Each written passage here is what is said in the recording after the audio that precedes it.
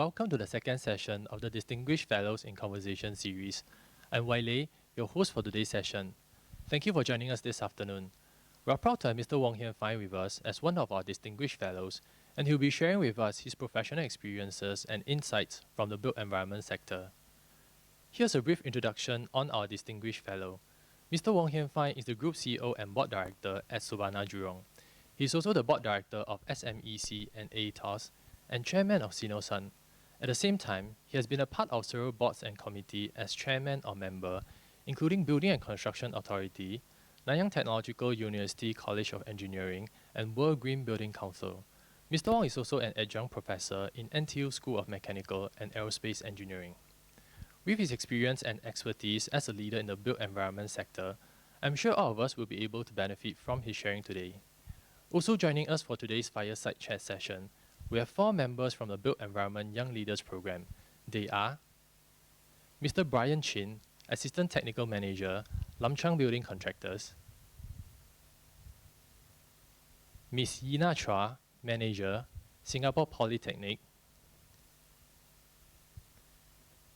Mr. Joe Fu, Associate, Ong and Ong; and Mr. Sherman Lee, Project Manager, Warhub. So without keeping you any longer, let's get started with our session today. Hi, Mr. Wong. Hey. Hello. Yeah. Yep. Let's take a step back to when you just started your career. You graduated with a first class honours in Bachelor of Science in Mechanical Engineering and a Master of Science in Engineering Production and Management. Clearly you wanted to be an engineer, and now you are leading one of the largest consultancy firms in Asia. Did you set out seeking management as your career path, or did it happen along the way? Well, thank you for having me today. Well, I must say that my career path is not like what you guys think that is chartered and all worked out on that basis. Yeah. In fact, I wanted to specialize in the engineering. Yeah. So I first got into General Electric, the aerospace division. Yeah. At that time was as a trainee, yeah, to look at engines for the aircraft. Yeah. But unfortunately, it was during Margaret Thatcher time in UK, and at that time the government has restriction on foreigners working in the UK. So they couldn't get me a work permit. So I thought, well, I better get another degree. So I did another degree in the University of Birmingham. And this degree is quite, quite different in the sense that it is called engineering production, yeah, and management. In other words, this course teach you how to make things happen, and not production engineering. It's how do you engineer something to be produced. Yeah? In other words, make things happen. So I gained quite a lot of knowledge from that. And subsequent to that, I applied to almost every of the top engineering consultants that you can find. Your Arup, your Mokmak, your Atkins, and so on. But unfortunately, during that time, there's a restriction, as I say, on foreigners working in the UK. So I couldn't get in, and I applied to the EDB, yeah, and got a job with EDB. And so that started my career. So I would say that there is really no chartered course. Yeah, and you just have to make sure that every opportunity comes, you work at it, yeah, and you make things happen. Yeah. So to me, end of the day, much as we like, and that's life, that's a real life. Yeah, you like to plan, you like to, I think I want to do this and so and so, but sometimes doesn't turn out, that way. Yeah, so we have to cope with life. I guess one of the probably the lessons learned is really that you just have to make things the best as you could as it comes. Okay, thank you, Mr. Wong, for your sharing. And then what was the most defining moment or turning point in your career, and how did it help to shape your career? Well, I guess the most defining moment, I would say, is really the time when,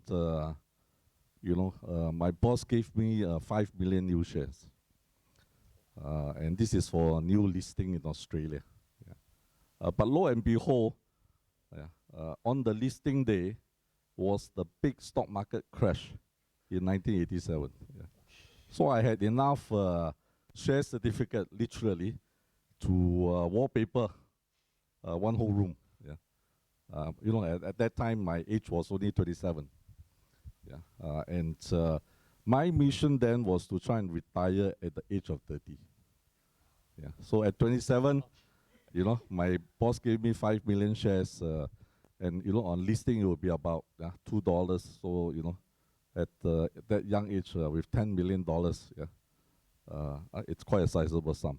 In fact, I was in Australia listing the company, and I bought a house, I bought a car, everything all set. Yeah. And then you had the stock market crash. Yeah. So really, I would guess, as I said in life, you don't know how you will be, and I want to urge all young talents, to really work hard. Yeah. When there's an opportunity, go for it, work hard. Yeah. You would not know what will happen, but at the end of the day, you will turn out be all right. Yeah. But you have to put in the effort.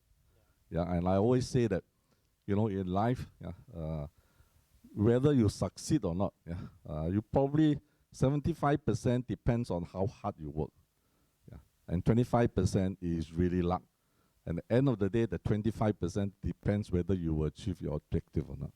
Yeah. So sometimes you should, maybe it's fated, in a way. Yeah. So I had to come back to Singapore, and still working at the age of 60 over. Yeah. So so you just have to go and make do and make every opportunity counts. Yeah. Yeah, just like what you mentioned, I think opportunities is for the people who are well prepared. So when the opportunity comes, you can actually grab it and optimize the I think basically don't be afraid to take on challenges. Yeah. I have not come across a job that is easy. Yeah. So don't be afraid to take on challenges. Don't be afraid of the unknown. Yeah. If you look at my career path, from being a government official, I joined ST to do a project in Bintang. Yeah.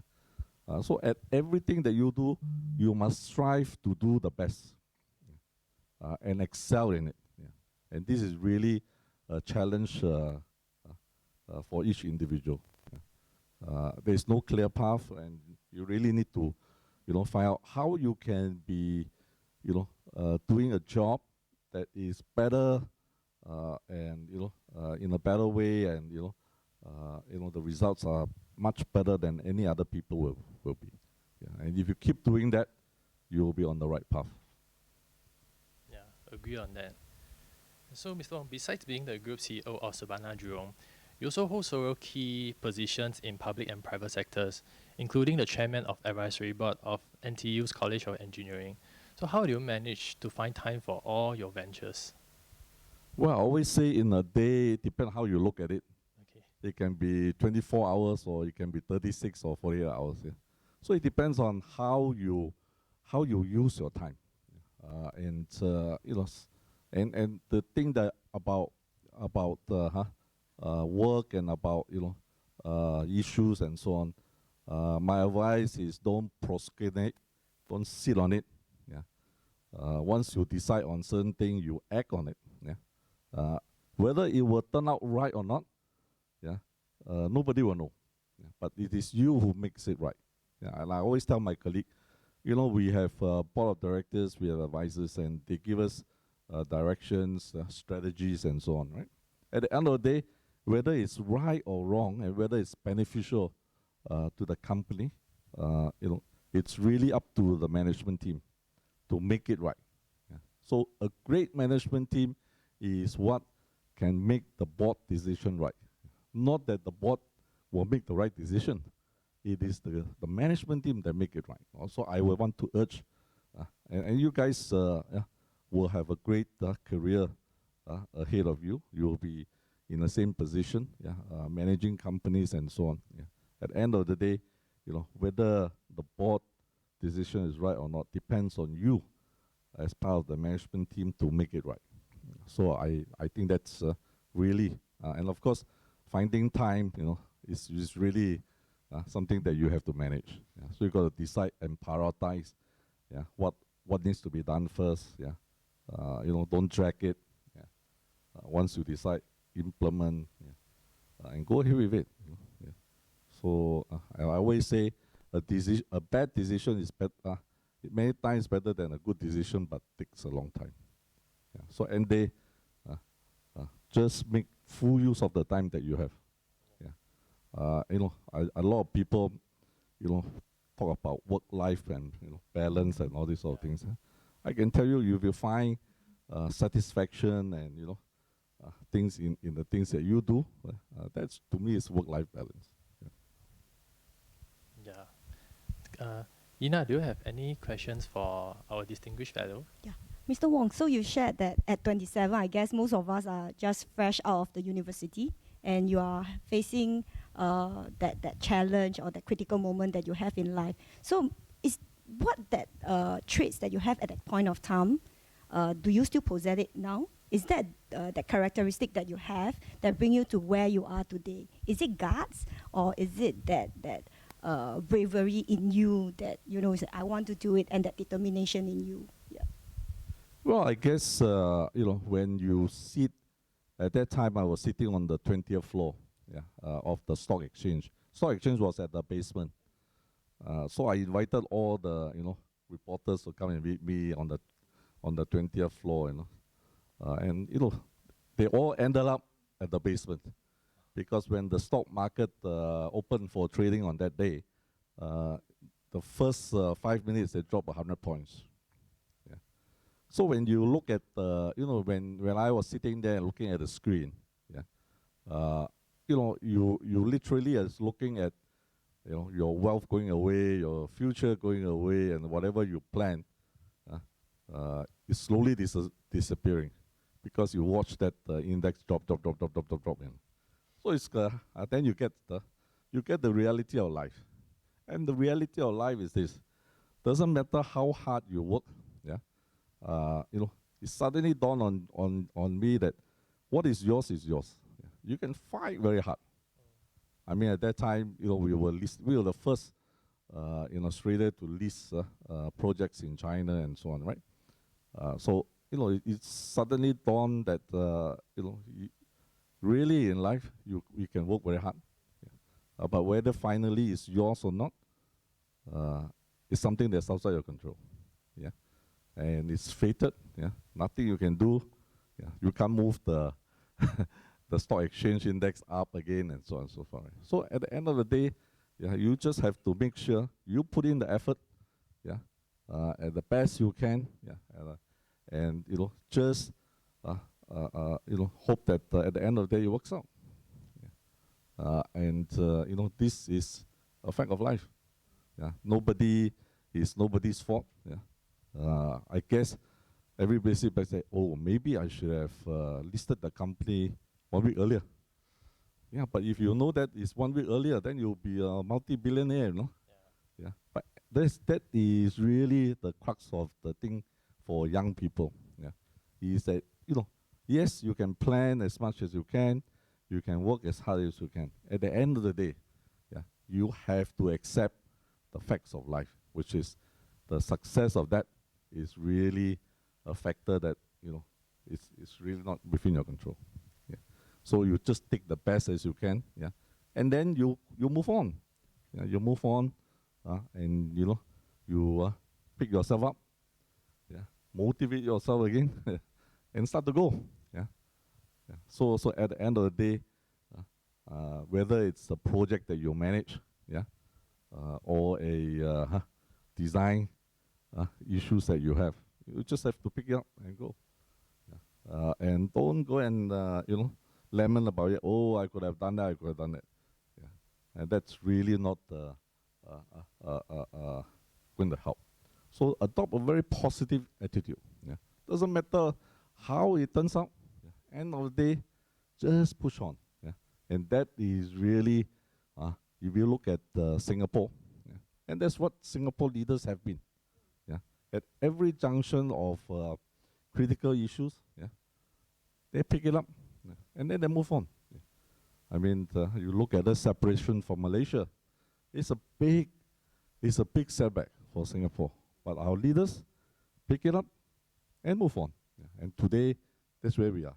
So I guess my take to all of you is, don't be demoralized. And that's not the end of the world. Yeah. So it's a challenge, but you've got to pick it and you've got to move it on. Yeah. And to me, very important lessons for young people. Yeah, because in every project that you do, it's not going to be smooth sailing. Budget issues, time issues, yeah. Client don't accept your designs, yeah. Throw it back at you, you get very sarcastic remarks, yeah. And you say, yep, that's the best I have done, yeah. Let's pick it up. From where, make all the amendments, yeah, and then move on, yeah. And you will see that success is really all about that. Yeah. No famous people have succeeded without failure in life and without challenges. Yeah. So we need to go and tackle this. The minute you feel sorrowful, look back and so on, you're not going to move on. And this is very detrimental. Yeah. Yeah. So, Joe, do you have one more question for Mr. Wong? Yeah. So, hi, Mr. Wong.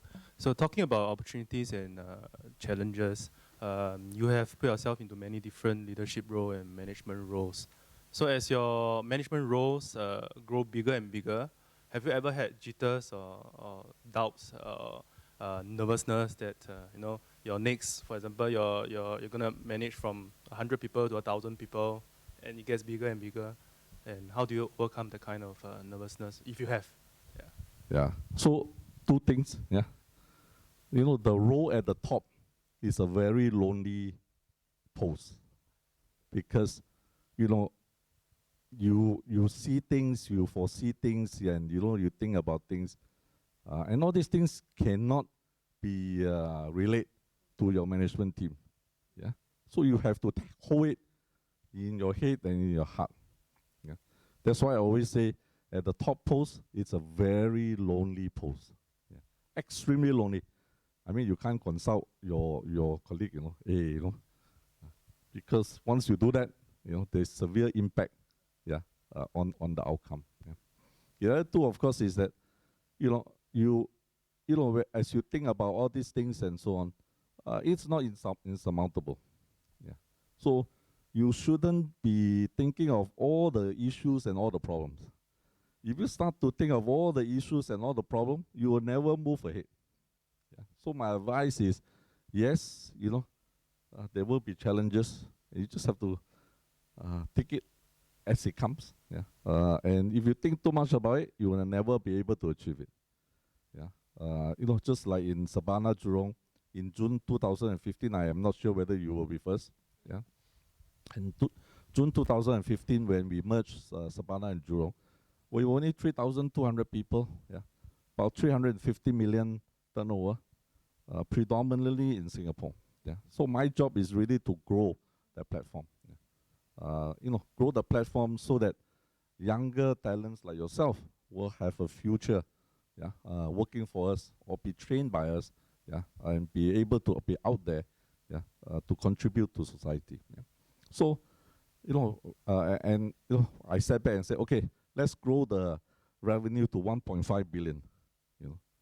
I guess all my friends remember say, hey, Wong Yin Fang, are you sure or not? You're a mad fella. How can you, in 5 years grow that big? Yeah. We did it in 4. Yeah. Why? Because we set out with that vision to grow this platform, and we know that this platform will grow into such, wonderful a path for young people to grow their career. Yeah. And we were determined to do it. Of course, we have some luck in the sense that, there were companies out there that we can acquire. Yeah. it came at the right time. A lot of those companies that within Sabana Jurong Group today, are not on the market. Yeah. We go out and source it. So typically, it will take us 2.5 years to talk to the company and convince them to come into our stable. Yeah. But if we sit down and worry, whether we can do it, how are we going to do it, and so on, we will never be able to achieve it.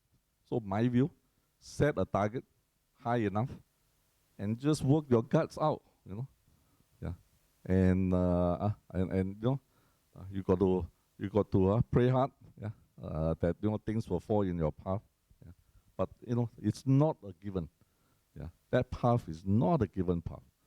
So you must be prepared to take on the challenges. So don't sit down and think, it's going to be quite difficult. I can tell you, everybody, will give you all sorts of hurdles. This cannot be done. I still remember, people telling me, "Hey, are you sure you buy the, company people will stay with you?" Yeah, I still remember one lunch. One very senior, experienced entrepreneur asked me that question. I say, I'm not so sure. Yeah, I can't tell you, but I'm willing to try. I'm willing to have a go at it.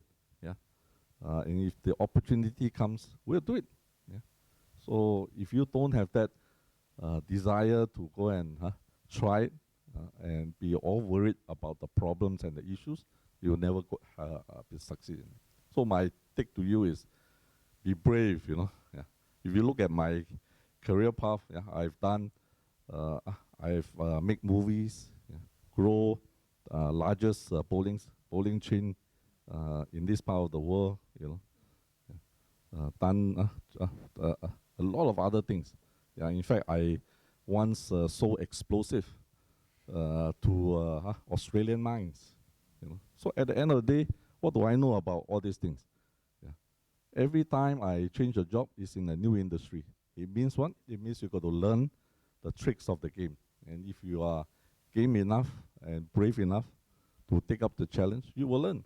Yeah, and it's really up to the person. Yeah. So my advice to young talent is, the future is in your hands. Yeah, your own hands. Yeah. It's what you make out of it, and what you want at the end of the day. Yeah. So then just now you mentioned about throughout your career, right, before you reach your current position now, you have met other people who have made an impact to your career and your leadership philosophy as well. So can I check with you if you have a mentor, and what was the most important learning point that you picked up from your mentor? Well, I guess I don't pick companies that I join because I think that there's a mentor that I can follow. Okay. Yeah. So I try and learn, from my bosses, and of course most important from the people that I interact with. Yeah. So you will find that that's a very important part and parcel of your learning. Yeah. And you really need. I always say IQ is good. Yeah. EQ is very important. Yeah, how you relate to people, how do you set people at ease, and then try and understand the thinking of people and so on. Yeah. So it's not the mentorship. Yeah. Yeah. I guess sometimes in a lot of these things, I always wonder whether it's something that can be taught. Or is something that is inherently in your genes. Yeah. So basically, after all the years, in my view, it's really in yourself. Yeah. Even if you have a mentor, you may not be able to pick up the skills that your mentor has. Yeah. So to me, at the end of the day, it's very important for young talent to have a positive attitude, a desire to learn, a tireless approach towards challenges. Yeah. Because without the challenge, you won't learn. And it's the type of thing that, doesn't matter which industry. I know some of you are architects, engineers, and so on and so forth. Yeah. And I always say, in the built environment, yeah, is really where entrepreneurship are being taught. Yeah. This is an industry where you have to think on your feet. Yeah. And therefore, it cultivates that entrepreneurship, yeah, in every one of you. Yeah. And to me, you should, by the time that you reach middle management, yeah, go out there and be an entrepreneur. Yeah. Don't be afraid. I mean, I changed jobs, yeah, at the height of everything. Yeah. Because I've often tell some of my bosses, I think if I stay longer, I will be a burden to you. Yeah. So to me, at the end of the day, yeah, you must have this a desire to learn. Yeah. I mean, I don't know anything about bowling when I took up the job. I don't know anything about movie making. Yeah, I traveled the world to attend film festival. Yeah. And I see across veterans, yeah, who have been many years in the industry. Yeah. And how do you succeed in that environment? Yeah. It's really that you must be brave enough. If you are not brave, I mean, these are not not young people. These are many years. Yeah. I still remember there was an instance. I recommended the buying of chairs for the new cinema. Yeah. So I recommended a French chair, yeah, which is maybe 5 times a local made chair. Yeah.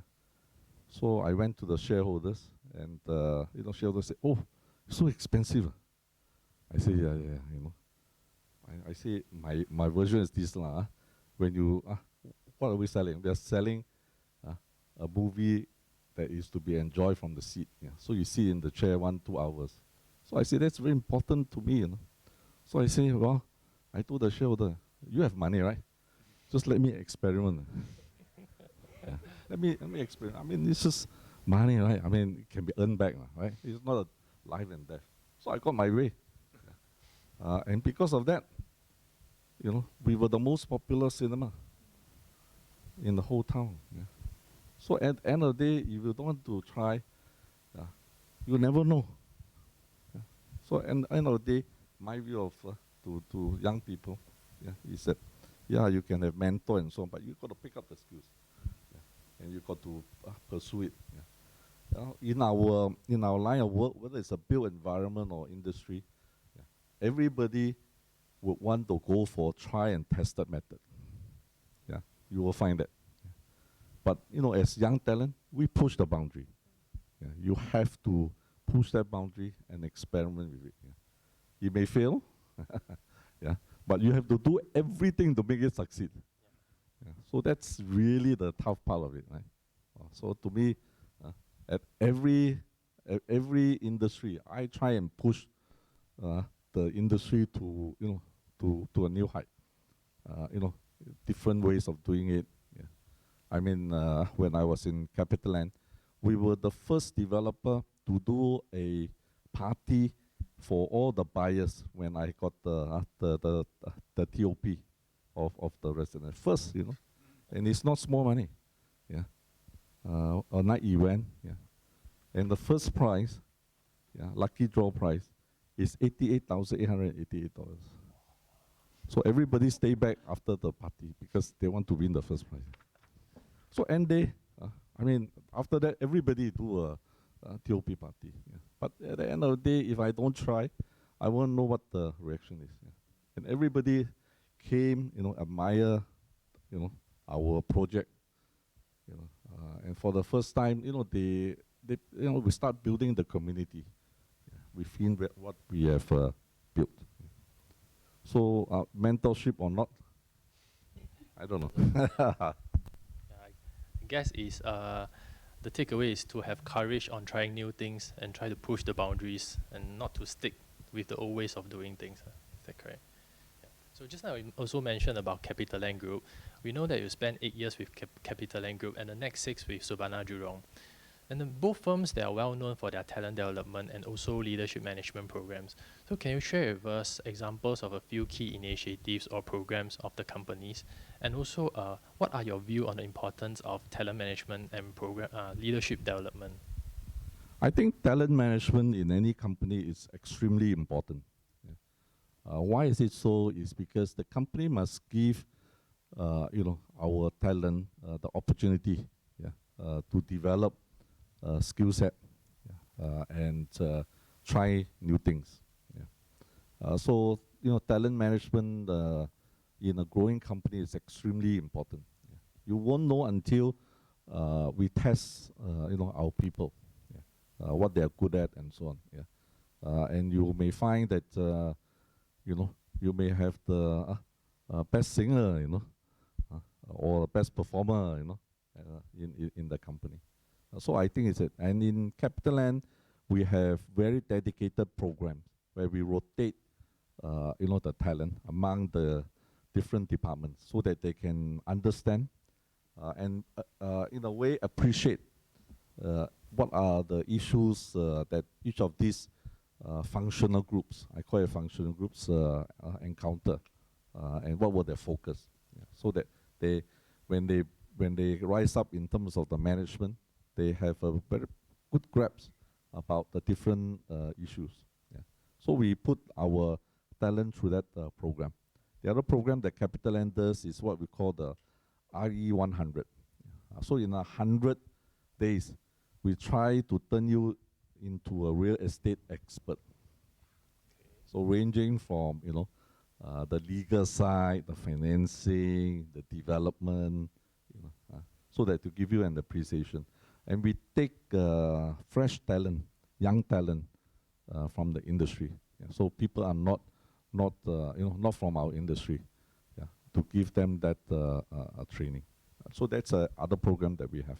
Yeah. In Surbana, we put them through working with our seniors, because Surbana is a consultancy company, and therefore, for us, it's important to make sure they learn from their seniors how things are done and so on, so that we don't repeat mistakes, or we can be more efficient.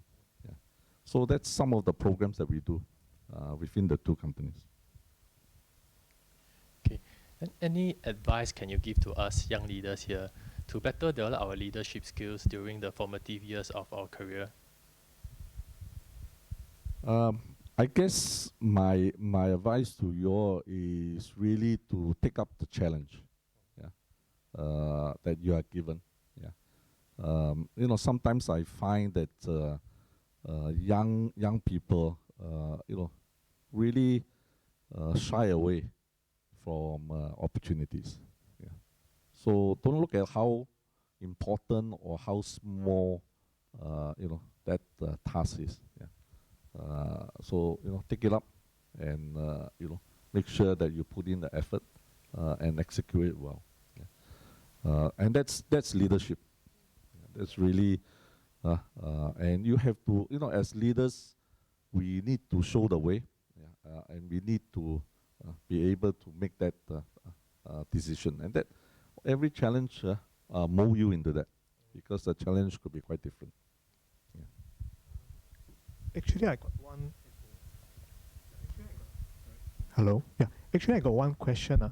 So, because just now you mentioned that you actually at one peak of the field and then you turn to another job, right? So when you're switching the job, right, how you win other people support, and then how you're going to ensure that they are following your vision? Okay. Every time I switch, I make sure I don't take people from my previous company, because that's always the case. It's quite a trend, that you tend to take your teammates, and try and I think, to me, that is the first issue, because the new environment that you go into, people, will not be so open. Yeah. So you need to first embrace the people in the new environment. and make sure that you are the team player with them. Yeah. So to me, that's quite important. Yeah. The other one, of course, is that you really need to learn quickly. Yeah. Because in the commercial world, there is no free lunch. Yeah. Nobody is going to pity you, or teach you the ropes. Yeah. So my advice to you guys is, learn quickly, yeah, and put in the effort. When every job I try and learn. Yeah. So when I was growing the bowling business, yeah, every night I will be at the bowling center, not to bowl, but to watch and observe. Yeah. And in every of my residential launch, yeah, I am at the show flat and the show gallery from morning until it close, because I want to watch what is happening. Yeah, I want to see what's the response and so on and so forth. Yeah, to teach some of these things. So I'm very hands-on. Yeah, the other thing is you need to be hands-on. Yeah, you can't sit down and say, hey, you do this, you do this, you do this. Yeah. So my view is that's why it takes a lot of effort. Yeah. Personally, yeah, you got to devote time, resources, thinking to it. Yeah. You got to try and embrace the team. Yeah. So every job I go into, there is nobody I bring along. Yeah. I make sure that I build the team, yeah, from scratch. Yeah. I look at the resources of the company that I am joining, and I try and build from there. I believe Sherman has a question for Mr. Wong. Yeah, hello, Mr. Wong. This is Sherman from Mohab. Okay, I got a prepared question. Okay, so back in 2016, Subhana Jurong, under your group, you as a group CEO leadership, there's a TICS target, which is talent, internationalization, commercialization, and the scale. I want to ask, now it's 5 years ongoing already. For Subhana Jurong as a group, the focus is still in this order, number one. Number two is my question is up to our individual personnel, be it the group CEO, director, or individual drafter person. What's your advice of these four prioritize? Because talent, it means you build up your own, the unique and the specified advantage. Then the internationalization is, see, you must reach out and you must get something new. Commercialization is, see, you must be aware of the dollars. Well, scale is you must build up your border. And I'm not focusing on my only things, is focusing more. Two questions. Yeah, so. Okay, I guess when we set out in 2016, yeah, we look at what we need to grow the company.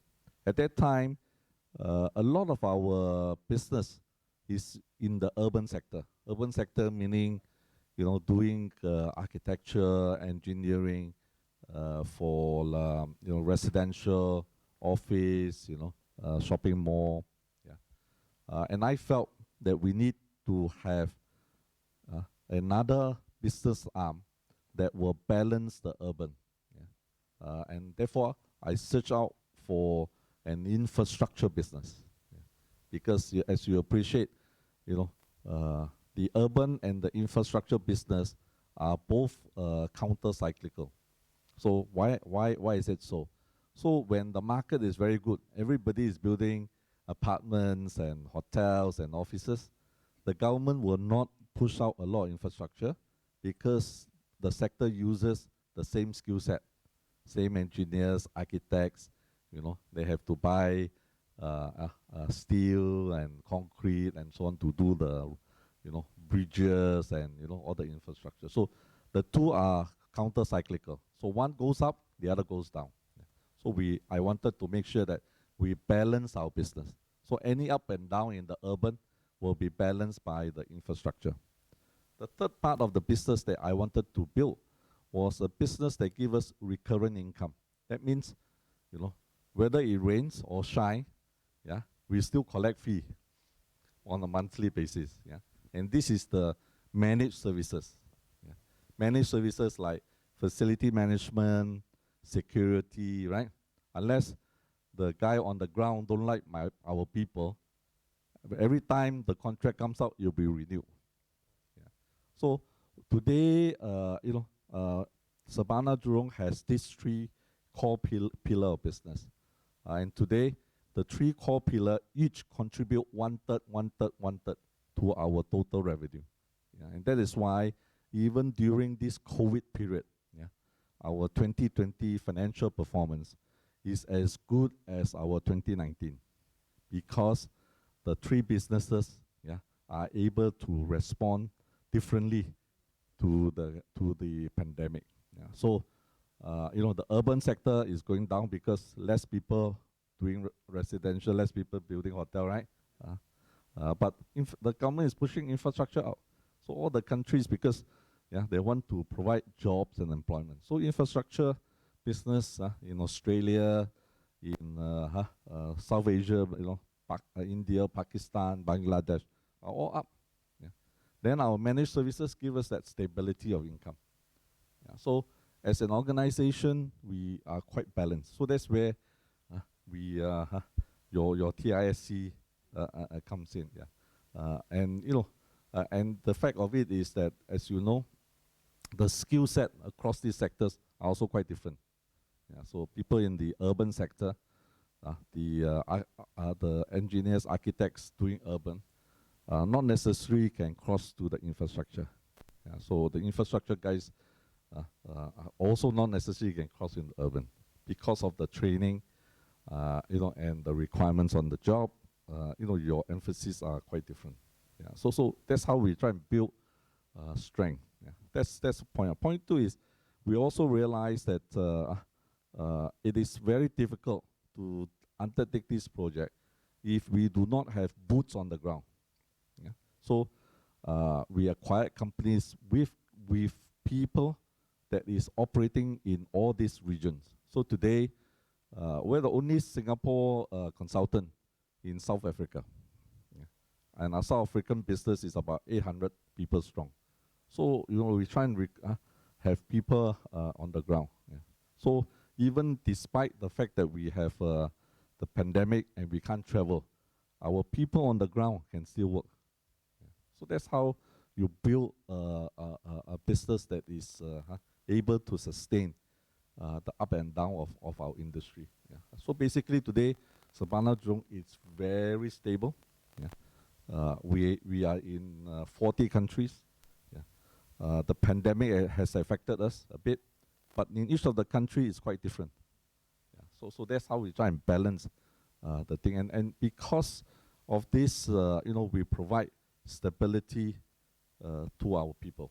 Yeah. Even if you are just doing the urban, you'll be afraid because the jobs won't be so much. Yeah. So end day, from a leadership point of view, we need to think about how do we develop a business model that will provide stability to our people. Yeah. With that stability, you can talk about talent management, building capability, investing into the future. That's why we are investing. We have a corporate lab with NTU. Yeah. We can invest in some of this because we are stable. We can plan a bit better and so on. So that's where when we set out, that's what we want to achieve. Yeah. And that's how the TISC comes into place. Thank you, Mr. Wong. Another intake I feel is just a joke is if you are going to marry, make sure you choose a partner that is in different industry so that you can put the bucket in the different buckets. I learned from just now what you said. So, Mr. Wong, just now you also mentioned about Sabana Jurong has expanded its business even to South Africa. So, where or what do you think Singapore advantage is in the global construction market? Well, I travel around the world quite extensively. Yeah. And every time I travel, I look at what the different countries do. Yeah. I must say that a lot of us do not really fully appreciate the high specification that we have in Singapore for the built environment. Okay, you know, our quality, our specification for M&E services are really top notch. Yeah. And I would like to encourage you when you travel, yeah, it doesn't matter where in the world and which hotel you stay, yeah, turn on the tap to see how long the hot water comes in. Yeah.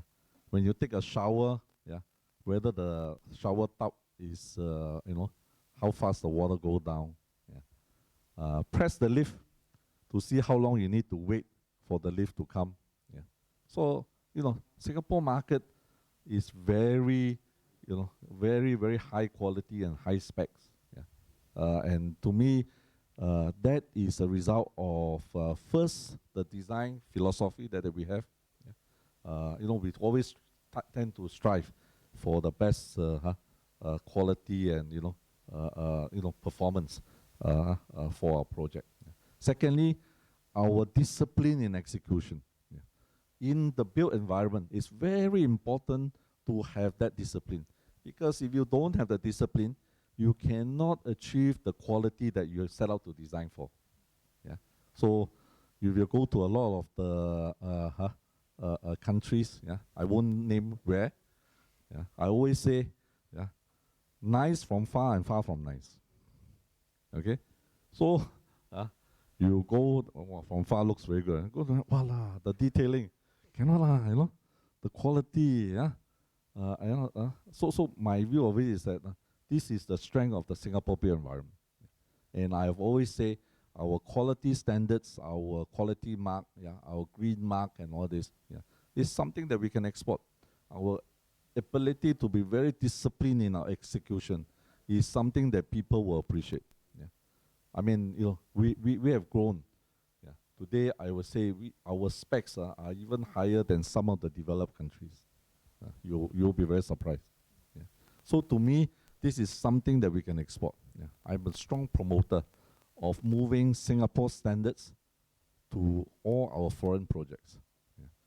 So when we advertise this project is designed according to Singapore standards, yeah, executed through Singapore management philosophy.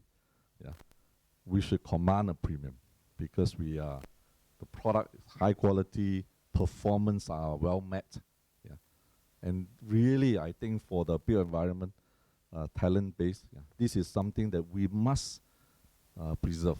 Yeah, our anti-corruption practices. Yeah, which is very prevalent in the built environment overseas. Yeah. Our ability to do things that is right, we must do right. Yeah. It's not just about earning our fee or earning the profit on the project. Yeah. It's really the integrity that we are selling. Yeah. I call it the Singapore mark. Yeah. And I hope for all Singaporean companies, when they venture overseas, yeah, that they will uphold this Singapore mark. Yeah. This is the I call it your key to success. Yeah. And I am very sure if you travel, you tell them, oh, you know, I'm from Singapore. Yeah. They respect us. They respect us. Yeah. I mean, I have never come across. In fact, won't name the country, very developed country. Yeah. Come and consult us. Because why? Yeah. Because they know the things that we do, yeah, are right. Yeah. It's not a short-term gain. To any stakeholders in the industry, is really a long-term, sustainable solution. Yeah.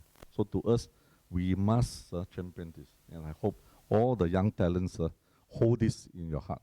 Yeah. And really, this is the key to success. But like you mentioned, Singapore firms are often perceived by overseas market as follow regulation while produce product of high quality and very well managed, but lack innovation. How can we inject more innovation into our DNA or change that perception? I think that perception is wrong. Okay, because you know, I think, you know, people look at the you know, oh, this architect is so creative, you know. So at the end of the day, they forget, you know, that really that creation and so on is, you know, is something that they have developed. Yeah. In Singapore, we develop our own Singapore innovation. Yeah. And this is where I think, I always say we can match anyone in the world. Yeah. People marvel at the things that we do. Yeah. I give you an example, our team today has won projects all over the world. Yeah. In as simple things as landscape. I mean, Singapore, not a lot of landscaping, right? But we won, So end day, you say it's not creative? I don't think so. You look at our HDB program. We are very innovative. Yeah. Today, in Singapore, all the HDB that we design, we still hold the IP for the tallest residential apartment using precast technology. Yeah. You call that not creative? I say it's creative. Yeah. So to me, end day, it's just not about the flair, it's about really the end product. Yeah. I give you another example. We are the first country in the world to have a road pricing system, which is our ERP. First in the world, So are we not creative? We are creative. So end day, I want to dispel every young talent. Yeah, we are creative. The question here is, there's a practical side to our creativity. That's about it. Yeah, not the flair type of thing. We are practical. We have a very practical innovation and creativity culture within Singapore, and we must market that. Yeah. So from today on, we shouldn't say that we are not innovative anymore. Yes. Should be proud of our products. Yeah, so I give you an example. Your Nets cash card. We're the first in the world to transfer money from bank to bank. Yeah. Okay, we haven't got to this. In China, your WeChat Pay and all this sort of thing, right? Of course, the issue in Singapore is whatever innovation that we have, our market is small. Yeah. So for us to roll out innovation, extremely difficult. Yeah. But you are not far from the world. Yeah. So there are already two creations that a lot of people forget. But this is Singapore creation. Yeah, agree on that. Let's talk a bit about the COVID-19. So at the height of COVID-19 crisis early last year, Suvarna Jurong transformed Singapore Expo 10 halls into COVID-19 community care facilities within 28 days. So can you share with us some of the challenges you faced during the process and what helped to push the company in achieving this amazing feat? Well, first, we went in is because we have the A to Z skill set. So we have our healthcare planners, architects, M&E engineers, CNS, project managers, procurement people, QS, security, and FM. In fact, we composed a team of about 50 old people. Yeah. So we were chosen because we could mobilize a specialist group of people to go in and look at what can be done. In fact, it's just not expo that we do. We did the big box renovation. We did a lot of other things during that period. The challenge that we have is really not insurmountable. Yeah. There is a video clip that I like you all to see later on, and it's on YouTube. The video is called ATAL Tunnel, ATAL Tunnel. This is a project in the Himalayas that we just completed, 10,000 feet above sea level. Yeah. We did a tunnel connecting two villages. One of the village is cut off from the world half a year because of landslide and avalanche. Yeah. And the tunnel is about 9 kilometers. It took us 14 years to do. Okay, right. So it's not as difficult as that. But the difficulty was that I still remember we were given the go-ahead to fill out on the Friday the 3rd. If you remember, on Friday the 3rd p.m. announced circuit breaker on the 7th. So we had 3 days to mobilize, procure everything, and try and finish as much as possible during that 3 days. So, yeah. At that time, because of circuit breaker, most of the things was not available. Yeah. So we bought up all the beds. There were no beds in Singapore. Can you imagine? We bought out all the cabinets. Yeah. So we had to call for help. Yeah. So we improvised. We bought the plastic containers, those big plastic box, and converted that into cabinets, yeah, for the workers. So the biggest issue there is really the unknown of the virus. We didn't know how the virus was spread, yeah. And because we have 50 people on the ground, yeah. At that time, with a lot of uncertainty, yeah. So I told my people, okay, this is a difficult time for you guys. So we have to take precaution. So I told them, first thing is, when you finish and go back home, don't talk to anybody. Don't touch anything. Go straight and bathe. Yeah. And then make sure you soak your clothes in Dettol. Yeah. To make sure that you don't pass it to your family, because I was worried. Yeah. Without knowing how the virus spread. And with 50 people, yeah, on the ground, yeah, it's a big exposure. Yeah. But luckily, we took all the precautions, yeah. And my people, I must give credit that without fear, they go and do. Okay? In fact, we interact with all the foreign workers because we had to do like a contractor. We got to go and get the labor, help us to feed it out, and so on and so forth. So that was the greatest problem there. And there's one thing that we learned during that period, is that money is not all that you need. You need friends. You need friends. So we ran out of bed. So we called the Indonesian ambassador and told him, hey, can you help? Ask your factory in Jakarta to open up and manufacture the beds for us. Yeah.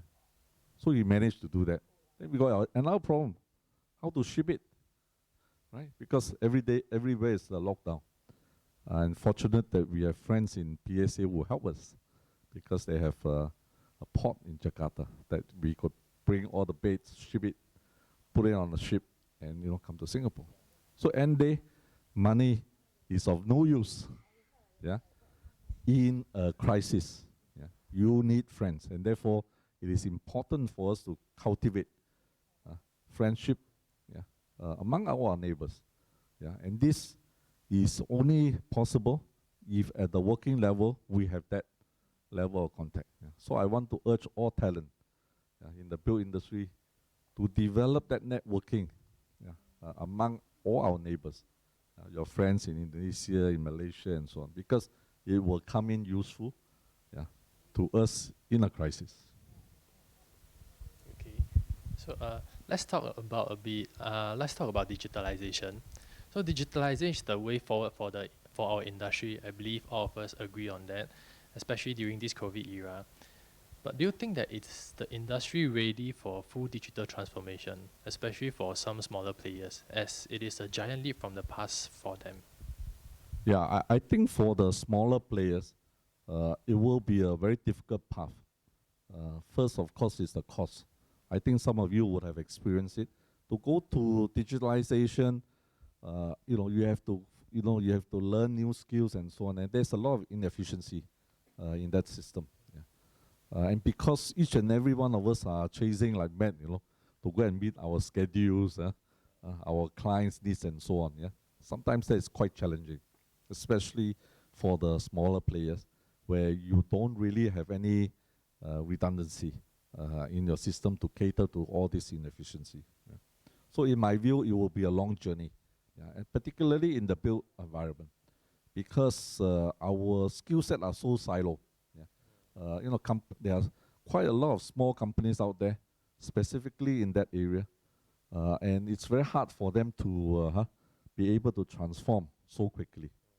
So I can see that over the next few years, there could be a need to do some rationalization, yeah, combining of companies, yeah, so that you are bigger, have more resources, both financially as well as manpower, to do the digitization.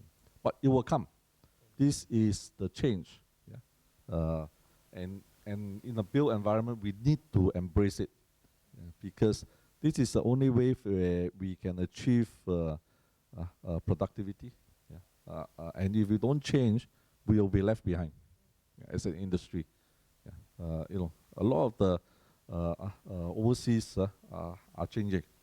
So if we don't change, our industry players will not be able to compete, and you cannot even service some of your foreign partners' needs in this region. Yeah. So to me, it is a definite trend that is going to come.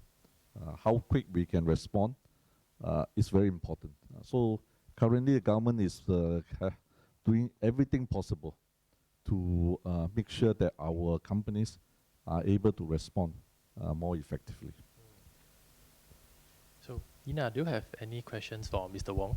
Yeah, Mr. Wong. So, what's your vision for the built environment in terms of digitalization? In the future, what do you envision it to be like? Well, I think with digitization, and the other part is, of course, the back end. Yeah. At the moment, we look at the back end as being a supporting industry. Yeah. The way we look at it is the consulting 4.0 going forward will be such that the back end can help to drive the front end. What do I mean by that? Okay. When we bid for jobs, we look at what is the skill set is required, how many hours, and who is going to do it, and so on and so forth, right? And you put in your bid, you will take time for the clients to come back. By the time they come back, the respective resources may not be available, right? We always face this issue in our industry. Yeah. So how do we use the back end to drive the front end? And if we know that we can we get the job, we can use a HR platform that we have, look at who is available, where's the slack time, and so on and so forth, and be able to drive our front end. Yeah. And therefore, when you bid, you are also more efficient because you learn, right?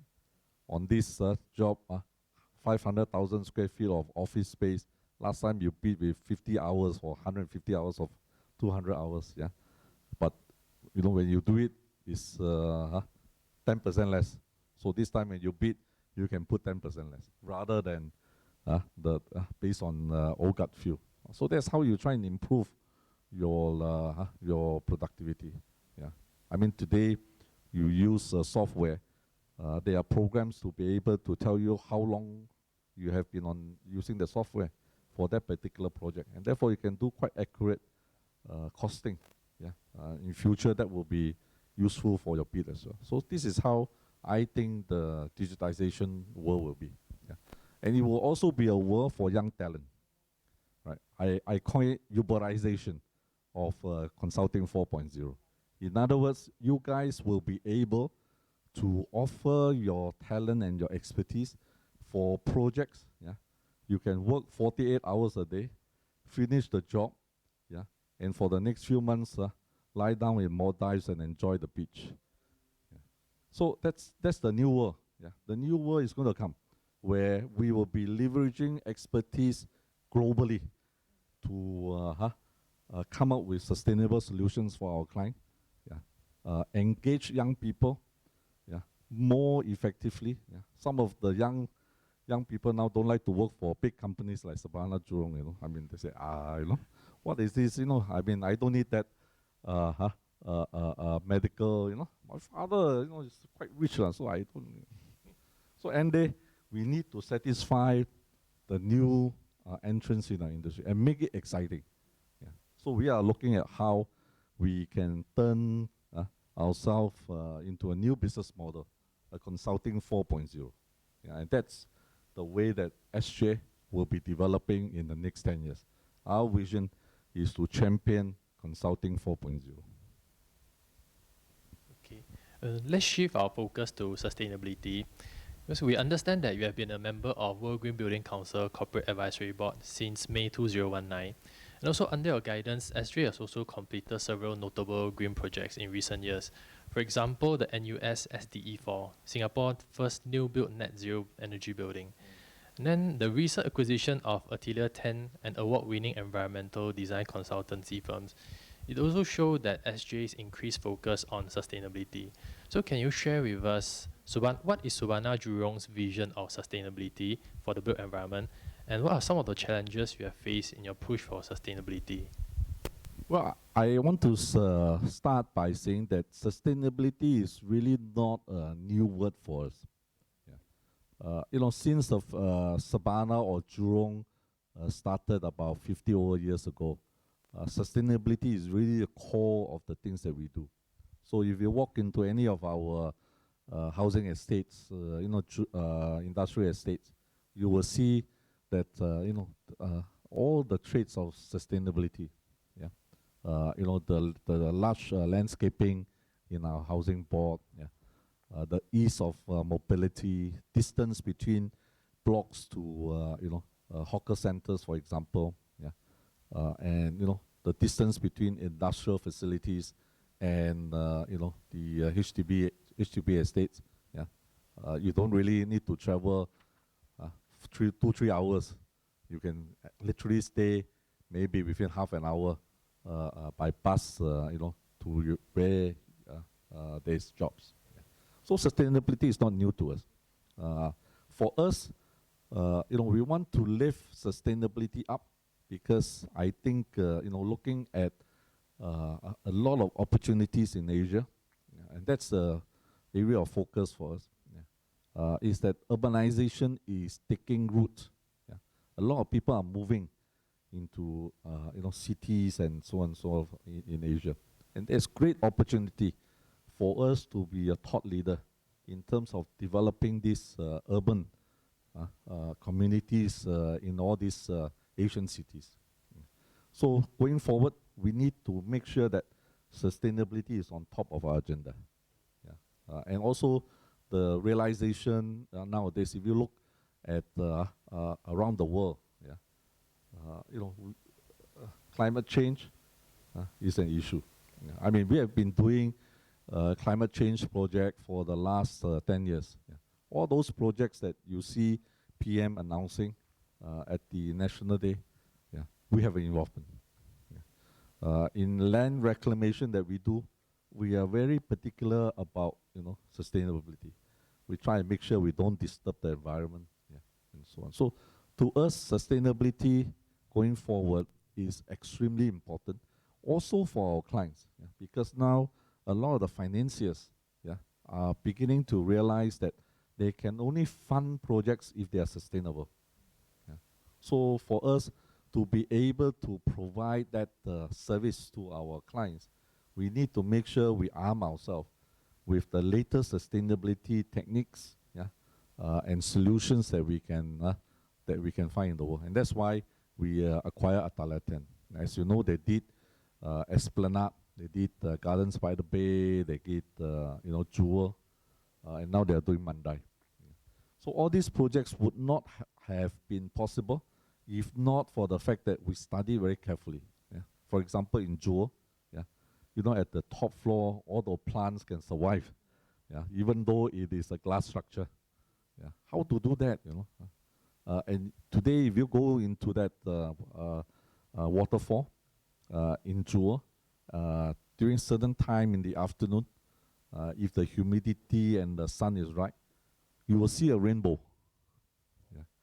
So to us, in the future, all these projects, yeah, needs to be sustainable, yeah, in order to realize the vision for our client.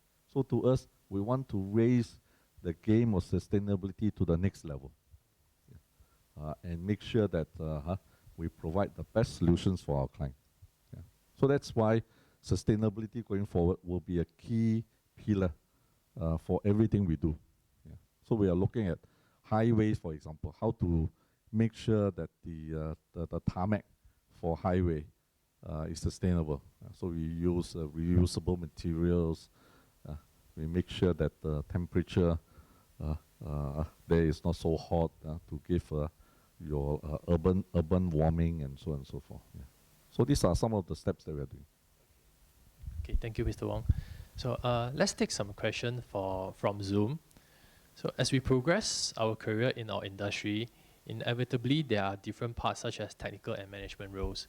What would be your advice to the emerging leaders who often have doubts in this middle management transition, especially shifting from a technical focused role to another role with more management responsibilities?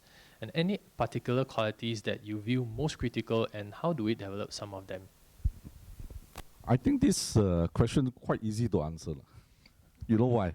I always say, first, you must love what you do. Yeah. Because if you don't love what you do, you cannot stretch yourself. So whether it's technical or management, yeah, you must first love that role. Yeah. So if you love a technical role, stay in a technical role. There's nothing wrong in it. Yeah. But if your love is management, then you branch into management. So to me, loving what you do, yeah, is really very important. Yeah. Because if you don't love it, you can't perform. Yeah. How do you know whether you love it? The only way to test it is whether you can drag yourself out of the bed early in the morning and be the first to arrive in the office. Okay. Yeah. So if you have a job that you can, do that, yeah, then I think doesn't matter whether it's technical or management, you will perform very well. Yeah. So my advice to you is, don't look at technical, don't look at management. Ask yourself, do you love to do that job? If you love to do that job, then it's right for you. Doesn't matter it's technical or management, because in our built environment, there are two parallel tracks, technical track and management track. Yeah, and both earn you the same job satisfaction if you love the job. Yeah. So to me, first thing is whether you love the job. That's the most important question for everyone here. Yeah, so let's move on to the second question from Zoom. I noticed that many Singaporeans in the built environment move employment quite often than necessary. What do you think is the factor which drives this practice, and is it a healthy practice at all? And how do we know when is the right time to move to another company? Okay, that's a quite interesting question. I think first of all, I must say there is nothing wrong in moving jobs. Yeah. So don't think that that is something bad. Yeah. I guess the question you got to ask yourself is really, is there something else that you can learn on the job? If your answer is no, then it's time to move. Doesn't matter how successful you are, because you will be a burden to the company. Yeah. That's why I always tell my boss, I think it's time for me to move, because if I stay longer, I'm not helping you, and that doesn't do justice, right? So to me, first thing is, whether there's something new that you can learn. Yeah. If there's something new, then move. By all means, move. Yeah. Okay, so let's go to our concluding questions. So if you could pass on one piece of advice to all the young leaders. Sorry, I think there's one more question we'll take from Zoom. So Mr. Wong, you mentioned that the need to experiment, going beyond the norm, and allaying the fear of failure as ingredients for individual success. Would you say the same could be applied from an entity, business, company's point of view to achieve the same in the midst of the current pandemic? And considering during that even survivability is already a huge challenge for most built environment firms today. Well, I think, doesn't matter whether it's a pandemic or crisis situation. Yeah. Firms must be daring to do new things. Yeah. Because we owe it to our employees to make sure we chart new path and find new growth area. Yeah. So as leaders, we must take on that challenge. Yeah. It's so the survivability of a company really depends on leaders that is brave enough to do that.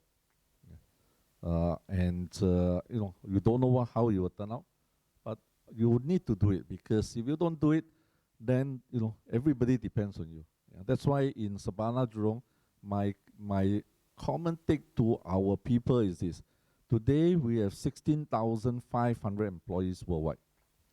Behind that 16,500, we have 3 or 4 dependents. So we are responsible for at least 50,000 lives. Yeah, that is on us as a leadership to chart new path. Yeah, make sure we every year we grow. Yeah, and rise to that challenge. Yeah, so to us as leaders, yeah, doesn't matter how difficult it is, we must try. Yeah, and that is something that I think the young talent needs to cultivate. Yeah, you need to think a bit deeper. It's not yourself, it's not the direct staff that you have, but really the dependence behind it. Yeah. And we owe it to them to go for it, try it, yeah, and make sure that we succeed in it. Yeah.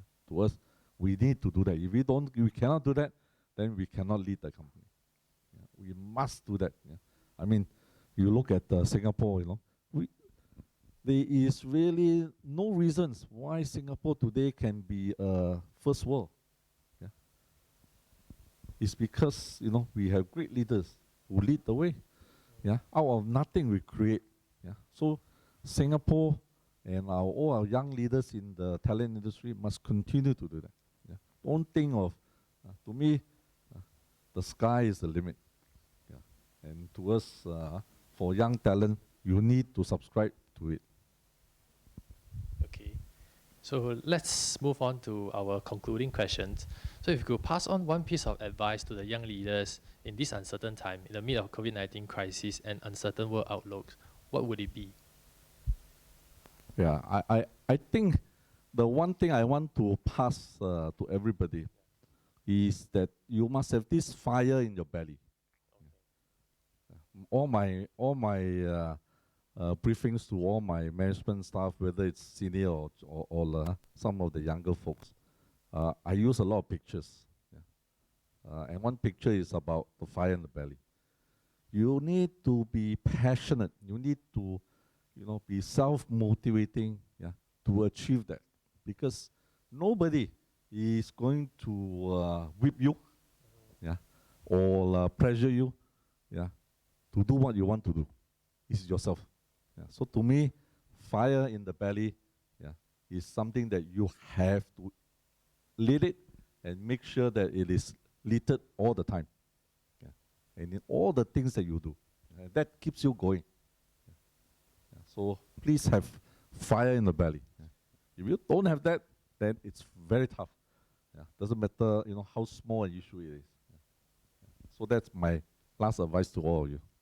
Okay, we'll make sure to keep that in mind. So we'll now be playing a video which Mr. Wong mentioned just now.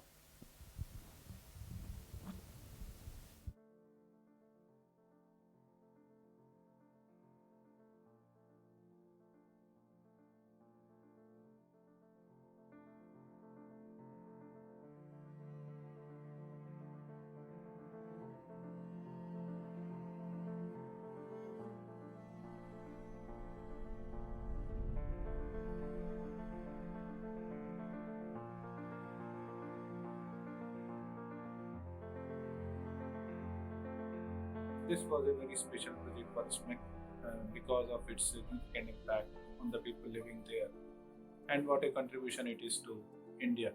SMEC is involved in this project since the start to provide the design, engineering and advisory services on the project. Our team of more than 25 experts from different countries has come together to provide our global expertise to our client so that this huge undertaking can become a reality. Well, the Himalayas are a very daunting environment when it comes to conducting large civil works in this steep and rugged terrain. The geological investigations were quite difficult because the mountains have peaks up to 5,200 meters, covered in snow. They're the high Himalayas.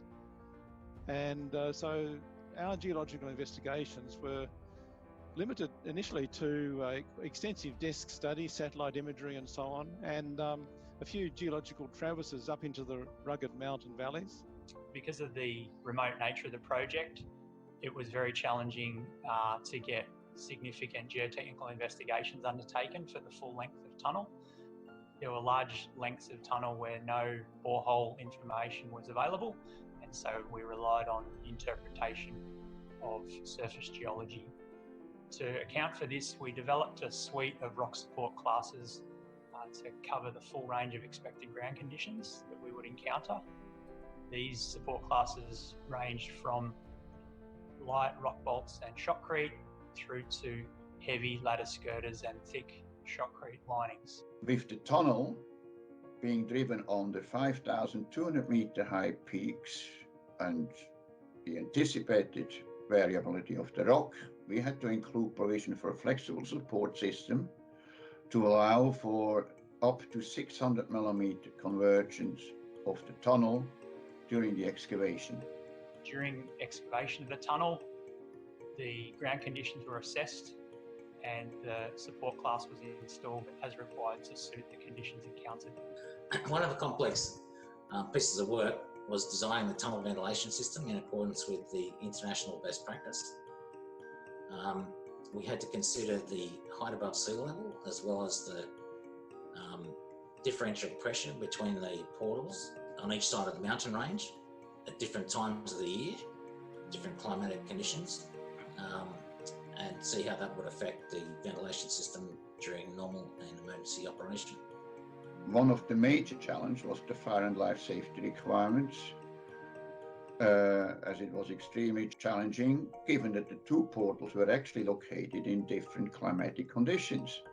The resulting extreme atmospheric pressure differential between the two portals could result in up to 30-kilometer high velocities, and to allow effective fire suppression, the solution was to fit the north portal with a hydraulically operated door to allow throttling down the wind velocity. The design and development of the tunnel cross-section was driven by the fire life safety requirement, and with that we divided the tunnel into an upper compartment in the crown which formed the ventilation exhaust tunnel, and the lower section which formed the escape passage. Both portals were actually located in an active avalanche area. The portals thus needed to be protected with galleries, special galleries to also house the ventilation structure and the emergency evacuation system. After 14 years of persistence and collaborative efforts with our client and contractors, we are really pleased to see this tunnel getting completed. This tunnel will offer a safe and round-the-year road travel available between the two valleys. This tunnel is going to be a life changer for the people living in the valley, as now they will not remain cut off. They can now travel around the year and sell their produce to the different regions. We are really proud to have helped make an impact on so many lives by delivering this tunnel.